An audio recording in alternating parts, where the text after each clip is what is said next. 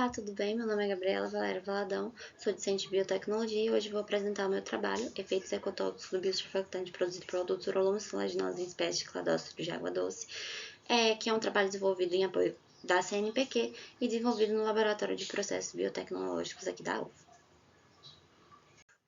Então, primeiramente, falando um pouco sobre os biosurfactantes e os surfactantes sintéticos, ambos são compostos tensioativos anfipáticos com características muito interessantes que conseguem fazer com que eles sejam bons, né, na solubilização, complexização e mobilização de moléculas, como por exemplo poluentes em soluções líquidas, o que vai fazer com que eles sejam aplicados em vários setores industriais, como o setor petrolífero. A diferença é que os surfactantes sintéticos são produzidos, têm uma origem química, o que fazem com que eles sejam mais tóxicos e podem até causar uma certa poluição no meio ambiente, porém tem um custeamento mais barato. Enquanto os biosurfactantes são produzidos através de micro-organismos, né, por exemplo, como leveduras, como as bactérias, e por isso, né, eles têm uma menor toxicidade e também eles têm uma alta compatibilidade com o meio ambiente. Contudo, é uma técnica mais cara de se produzir o surfactante.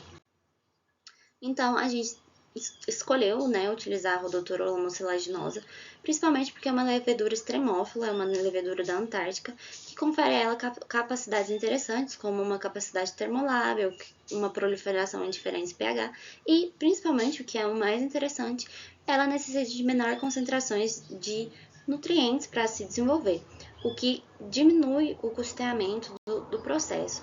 E também a gente viu que a gente consegue suplementar em estudos anteriores, né, consegue suplementar esses nutrientes com resíduos agroindustriais. No caso aqui, a gente utilizou cascas, né, de abacaxi.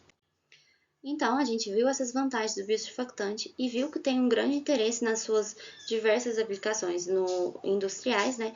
E então, a gente viu que há uma necessidade de elucidar os efeitos em vivo. Então, a partir disso, a gente fez a nossa metodologia. Primeiramente, a gente produziu o biosurfactante por fermentação. Então, a gente inoculou a levedura em meio sólido e a partir dela a gente selecionou 2 a 3 colônias para fazer o pré-inóculo. O pré-inóculo cresceu durante 24 horas e depois foi utilizado para inocular os meios de fermentação, que também foi fermentado durante 24 horas e na marca de 10 horas foi suplementado com um extrato de abacaxi. Após isso, a gente centrifugou o ciclado fermentado para obter o surfactante bruto.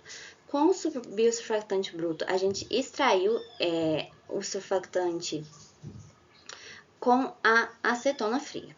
Então, com esse biosurfactante extraído, a gente diluiu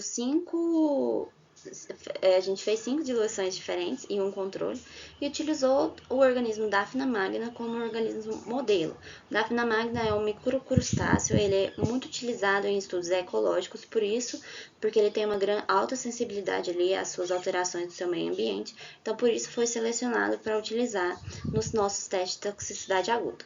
A gente cultivou ele em aquário e utilizou seus neonatos para o experimento, que foi conduzido em placas de pedras com 10 ml das diluições e 5 neonatos em cada uma dessas placas e foi feito em quintuplicada. Analisou a imobilização em 24 a 48 horas e após essa análise de imobilização a gente calculou a EC50, que é o efeito de concentração a 50%.